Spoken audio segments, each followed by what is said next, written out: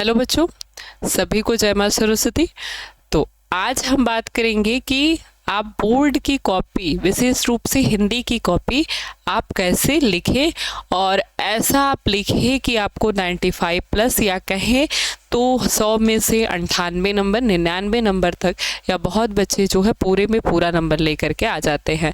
तो किस तरीके से वो बच्चे पढ़ते होंगे या किस तरीके से आप कॉपियों को लिखें तो आपको पूरे का पूरा नंबर मिल सकता है, या आपका हिंदी में 95 प्लस आ सकता है, 98 नंबर तक आ सकता है। किस तरीके से हम कॉपियों को लिखते हैं, ठीक है। तो कॉपियों को लिखने के लिए, या फिर जो बच्चे बहुत अच्छी कॉपी को लिखते हैं उन्हें बहुत अच्छा नंबर दिया जाता है, ये आप जानते ही हैं। तो अगर हम बात करें कि हिंदी की कॉपी को हमें कैसे लिखनी है या किस तरीके से हम कॉपी लिखें, तो इसके लिए हमें कुछ बातों को ध्यान में रखना होता है, और उन्हीं बातों को ध्यान में रखते हुए अगर आप इस कॉपी को लिखते हैं या किसी भी कॉपी को बोर्ड एग्ज़ाम में लिखते हैं तो आप अच्छे नंबर लेकर के आएंगे, पूरे 95 प्लस में जाएंगे आप, ठीक है।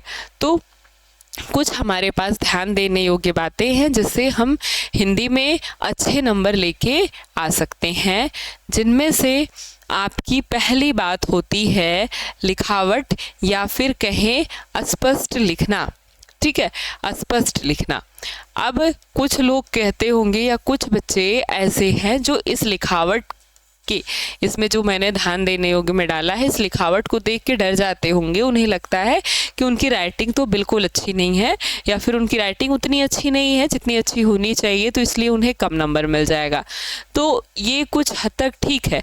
या फिर अगर आपकी राइटिंग अच्छी है लेकिन आपने अस्पष्ट नहीं लिखा है, या आपने काटा है, आपने गलत लिखा है, तो इससे आपके जो नंबर है वो कट जाते हैं। आपकी राइटिंग बहुत अच्छी है लेकिन अगर आपने स्पष्ट नहीं लिखा है, जो लिखा है आपको पढ़ने वाले के समझ में नहीं आ रहा है, या बार बार आपने काटा है, ठीक है, गलत किया है, जैसे कि अभी ये देख रहे हैं, ये अच्छा लग रहा है आपको। अगर अब इस रंग का तो कुछ है नहीं मेरे पास, वाइट ही है मान लीजिए, मैंने काट दिया ये, ठीक, ये मैंने मान लीजिए काट दिया तो बुरा नहीं लग रहा है। लेकिन अगर आपने या मैंने इसको ऐसे काट दिया और मैंने इसको ऐसे काट दिया, ठीक है, अब ये कैसा लग रहा है? ध्यान आपका सीधे यहीं आ रहा है, ठीक है। आपका ध्यान अगर ऐसे मैंने जो काटा है इस पे नहीं जा रहा है, आपका ध्यान सीधे इन्हीं पर आ जा रहा है। ऐसे ही बिल्कुल एग्ज़ाम में भी होता है, एग्जामिनर का ध्यान सीधे इस पर आ जाता है और उसे लगता है कि आपने कितनी सारी गलतियां की हैं, कितनी सारी मिस्टेक्स की हैं, इसीलिए वो आपको जो नंबर है वो कम दे देता है, ठीक है। तो इसके लिए क्या करना है, हमें अस्पष्ट लिखना है। अस्पष्ट लिखना है मतलब कहीं गलत नहीं लिखना है। और अगर बाई चांस आप पहले क्या करिए, अपने दिमाग में सोचिए, शब्दों को वाक्य बनाइए और बनाते हुए आप लिखते जाइए। कहीं गलत लगता है तो उस वाक्य को वही मन में सुधार करिए, और अगर गलत हो भी जाता है तो बिल्कुल सीधे तरीके से ऐसे काट देना है, ज़्यादा उसको लीपना पोतना नहीं है, ठीक है, एकदम लीपा पोती नहीं करना है।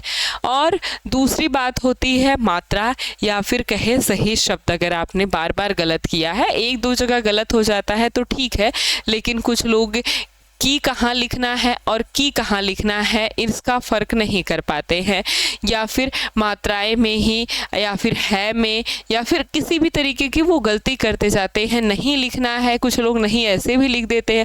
अब कुछ लोग चिन्ह हमेशा ही गलत लिखते हैं, ऐसे चिन्ह ऐसे नहीं लिखा जाता बल्कि ये ऐसे लिखा जाता है, ठीक है, ये सही हो जाता है। तो ये जो छोटी छोटी गलतियाँ हैं इनमें सुधार करिए, और ये सुधार आपका तभी होगा जब आप लिखने की कोशिश करेंगे। जो भी टॉपिक आप पढ़ते हैं, जो भी लेसन आप पढ़ते हैं, जो आप शीर्षक पढ़ते हैं, उसको लिखने का प्रयास करिए। आपके पास जो चीज़ें गद्यांश पद्यांश आता है तो उसके उत्तरों को लिखने का प्रयास करिए।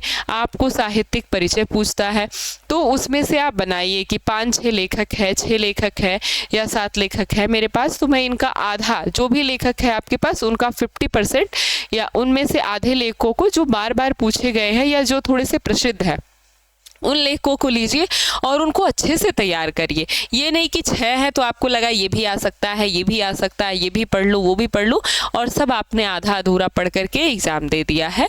तो आपको क्या करना है, अब 6 है, अगर मान लीजिए, मैं बस मानने की बात कर रही हूँ, अगर 6 है तो आपको उसमें से 3 उठाने हैं और 3 को इतने अच्छे तरीके से पढ़ना है कि आपका एग्ज़ाम में उसको आप लिख ले जाए, ठीक है, और अच्छे तरीके से लिख ले जाए, केवल लिख ही नहीं ले जाए। तो इस तरीके से आपको पढ़ना है कि जो आपने पढ़ा है वो पूरा आप उसे लिख सके, और इतना अच्छे से उसको पढ़ना है, जितना पढ़ना है बहुत अच्छे से पढ़ना है।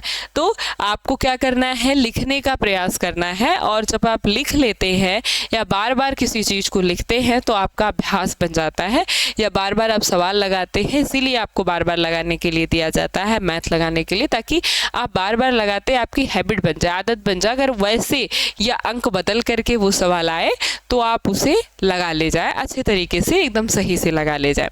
और कहा जाता है कि जितनी आपकी इंद्रियां काम करेंगी किसी भी कार्य में, उतना काम आपका अच्छा होगा और उतने ही ज़्यादा लंबे समय तक आपको उस काम का स्मरण रहेगा। अगर आप लिखते हैं तो आप इसे मन में ध्यान करते हैं, ओठों से बोलते हैं और आँखों से देखते हैं, तो इसमें आपकी 3-4 इंद्रियां काम कर रही हैं, तीनों इंद्रियां, ठीक है। आपकी त्वचा है, आपका हाथ, ठीक है, और आपकी आँख काम कर रही है, आप मन में बोल रहे हैं, तो उस चीज़ को लिखने में थोड़ा समय लगता है, तो इतने में आप उन चीज़ों को बार बार दोहरा लेते हैं, ठीक। इसीलिए मैं कहती हूँ लिखने का प्रयास अधिक से अधिक करिए। अगर आप उसे एक बार पढ़ते हैं तो कम से कम उसे 2 बार लिखिए, ठीक, तो लिखते रहिए।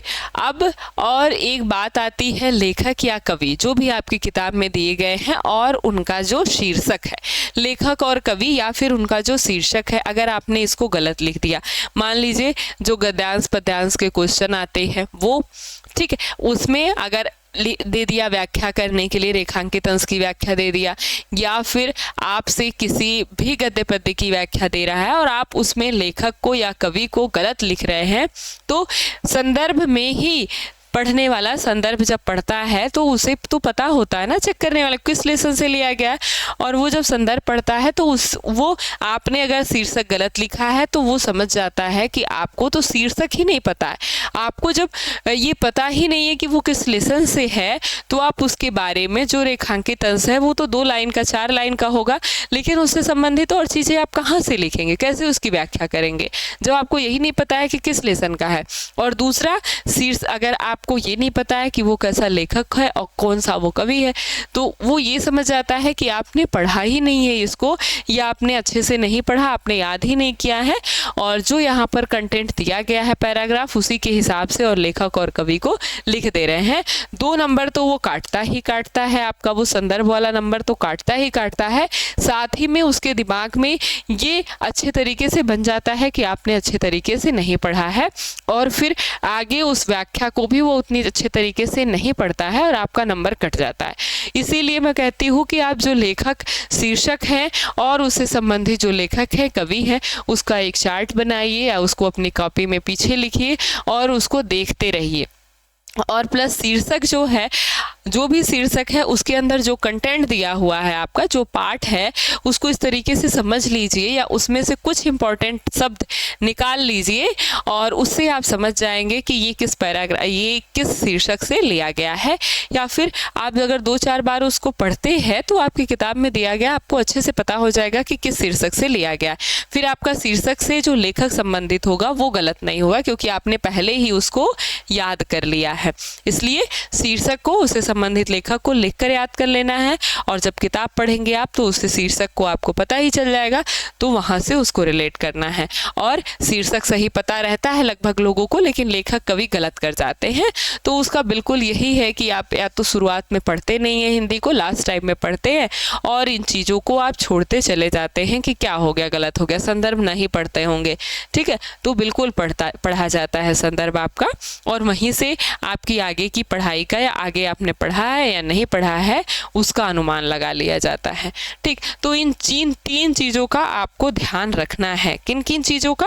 लेखक कवि का, शीर्षक का, और कि जो भी लिखना है शुद्ध लिखना है, और कहीं गलती हो जाती है, कोशिश करिए गलती ना हो, लेकिन कहीं हो जाती तो उसी पेन से छोटा सा काट दीजिए कि आप एक तो दूसरा वो एग्जामिनर की नज़र में भी नहीं जाएगा, और दूसरा ये कि अगर उसकी नज़र में गया भी तो वो देखेगा कि आपने काटा हुआ है। ठीक, और ये आप शब्दों को सही लिखने की कोशिश करिए, मतलब कि मात्राओं को सही लिखने की कोशिश करिए। ऐसी आपको कॉपी मिलती है। ठीक है, ऐसी आपको कॉपी मिलती है। बहुत सारे बच्चे कहते हैं कि हम कॉपी पे लाइन खींचेंगे, और बहुत सारे बच्चे इधर भी लाइन खींचते हैं और इधर भी, ऐसे उनकी कॉपी यहाँ कम हो जाती है। और इस तरह से कॉपी चेक करने वाले को ये दिखाई देता है कि आपने किस तरह से अपनी कॉपी कम की है या फिर आपने बहुत दूर दूर लिखा है। तो ये सारी चीज़ें करने की ज़रूरत नहीं है। इधर आप लाइन खींच लीजिए, और जब भी कॉपी लेते हैं तो इस लाइन खींचने में अपना समय बर्बाद ना करिए, या फिर जब आपको पेपर मिल गया तब ये लाइन फाइन मत खींचिए, अपनी कॉपी को मोड़ दीजिए। मोड़ देने से वहाँ दरार पड़ जाएगी और आपको वहीं से पता चल जाएगा इसके इधर आपको लिखना है उत्तर और इधर लिखना है आपको प्रश्न। तो पहली लाइन छोड़ दीजिए, दूसरी लाइन से हम डालते हैं क्या, प्रश्नोत्तर, और प्रश्नोत्तर डालते हैं पहले प्रश्नोत्तर नंबर 1। अब आपको एक इसमें है, फिर इसमें अगर ऑब्जेक्टिव में क दिया है तो का लिखेंगे, फिर आप यहाँ पर उत्तर लिखिए, फिर आप यहाँ पर एक लाइन में उत्तर लिखिए, 2 लाइन छोड़िए, फिर आप ख लिखिए, फिर यहाँ पे ऐसे ही उत्तर लिखिए। ऐसे करते करते ग घ ङ ऐसे करते करते आप आंसर को लिखिए। तो बिल्कुल इसी तरीके से आपको कॉपी लिखनी है प्रश्नोत्तर नंबर 1 डाल करके। ऐसे ही आप ऑब्जेक्टिव क्वेश्चन लिख ले जाएंगे। उसके बाद आप ऑब्जेक्टिव क्वेश्चन के बाद अगर आपका एक ही खंड में 1 2 करके दिया होता है गद्यांश वाला, तो 1 2 करके बस ये करिए, उत्तर यहाँ पर ख़त्म हो रहा है, एक लाइन फ्री कर दीजिए और फिर अगला क्वेश्चन डालिए। ठीक है, 1 2 3 जो भी है अगला डालिए। अब ये नहीं कि प्रश्न आपका ख़त्म हो गया तो दूसरे पेज पर प्रश्नोत्तर डालिए, वहीं प्रश्नोत्तर डाल दीजिए, कोई दिक्कत नहीं है। बस एक लाइन 2 लाइन छोड़ करके दूसरा प्रश्नोत्तर नंबर 2 डाल दीजिए। ठीक, और अगर आप लिख रहे हैं निबंध लिखते हैं और आवेदन पत्र लिखते हैं आप लोग, तो निबंध वाले में जब आपने यहाँ पर प्रश्नोत्तर डाला, प्रश्नोत्तर नंबर जो भी है आपने डाला, ये आपका निबंध है, तो निबंध का यहाँ पर आपको टॉपिक डालना है। ठीक है, लाइन छोड़ दीजिए, मेरी पेन मोटी है तो समझ यहाँ पे दिक्कत हो रही है। ठीक, लाइन डबल हो जा रही है। यहाँ पर निबंध डालिए। अब निबंध में जो जो आपको हेडिंग बनानी है, जैसे प्रस्तावना है, भूमिका है, जो भी है, अब जिस चीज़ के भी ऊपर है तो इस पर जो भी आपको, जैसे अगर विज्ञान अभिशाप है या वरदान, यहाँ आपने डाल दिया। फिर विज्ञान किस तरह से बढ़ा, या विज्ञान अभिशाप, विज्ञान वरदान के रूप में, अभिशाप के रूप में लाभ और हानि क्या क्या होती हैं, इस तरीके से आपको डालना है। पहले हम प्रस्तावना डालते हैं, जैसे विज्ञान क्या है, ठीक है, उसके बाद इन सब चीज़ों की हेडिंग डालते हैं और फिर लास्ट में उपसंहार डालते हैं, लास्ट में उपसंहार। तो ये सब आपको हेडिंग बना लेना है। ये सब हेडिंग बनाने के बाद फिर तब हेडिंग डालिए प्रस्तावना, क्योंकि उसको देखने के बाद यही पता चल जाता है कि आपने इतनी सारी हेडिंग डाली हुई हैं। तो निबंध में आपको ऐसे लिखना है। और अगर आप आवेदन पत्र लिखते हैं तो पहले प्रश्नोत्तर जो भी है वो डालिए, फिर आवेदन पत्र डालिए। आवेदन पत्र में आपको क्या लिखना है, जो आपका टॉपिक है अपना टॉपिक डालिए, टॉपिक का नाम लिखिए। और आवेदन पत्र एकदम ऐसी कोशिश करिए आप, आवेदन पत्र में यहाँ ज़्यादा स्थान ना खपाइए, क्योंकि आवेदन पत्र आप ये एकदम कोशिश करिए कि एक ही पेज में हो जाए और यहाँ पर आप आवेदन पत्र ख़त्म कर दें, यहाँ से शुरू करें, यहाँ से ख़त्म कर दें। तो ये ज़्यादा यहाँ पर आप अगर जगह ख़त्म कर देंगे तो आवेदन पत्र बहुत छोटा हो जाएगा, तो इसलिए यहाँ पर आवेदन पत्र में ये ध्यान रखिएगा। तो बिल्कुल इसी तरीके से हमें अपनी कॉपी लिखनी होती है और सुंदर सुंदर शब्दों में लिखना होता है। तो इसी तरह से आप भी अपनी कॉपी लिखिएगा और मुझे पूरा भरोसा है कि आपका अच्छा नंबर आएगा। सभी लोगों का 95 प्लस आएगा ही आएगा। तो अगर आप इन सब बातों का ध्यान रखते हुए लिखते हैं तो अब वाइटनर प्रयोग नहीं करना है और इन सब के प्रयोग में आपका समय ख़त्म होता है। इन सब का प्रयोग ना करिए, बस वाक्यों को बनाते जाइए और आराम से लिखते जाइए। पेपर में खुद ही आपका हाथ बहुत जल्दी चलता रहता है। और हिंदी में बच्चों के साथ ये गड़बड़ी हो जाती है कि उन्हें पहले बहुत सुंदर सुंदर लिखते हैं और फिर लास्ट में बहुत फूहड़ लिख देते हैं। तो ऐसा नहीं करना है, आपको शुरू से ही अपना टाइम स्पीड बनाना है। क्वेश्चंस को डिवाइड कर लेने हैं, कितने क्वेश्चन हैं तो इसका मतलब इतने क्वेश्चन के लिए मुझे इतने इतने मिनट चाहिए, और इस तरह से आपको लिखना है। लास्ट में ये निबंध उबंध वाले जो चीज़ें हैं ये बहुत ज़्यादा समय खींचती हैं, तो इसलिए इसको लास्ट में ही करना है और इसके लिए समय बचा करके रखना है, नहीं तो लास्ट में आप बहुत कम पन्नों में या बहुत जल्दी जल्दी ऊपर आप लाइन ही नहीं खींचेंगे, ऐसे ही लिखते चले जाएंगे।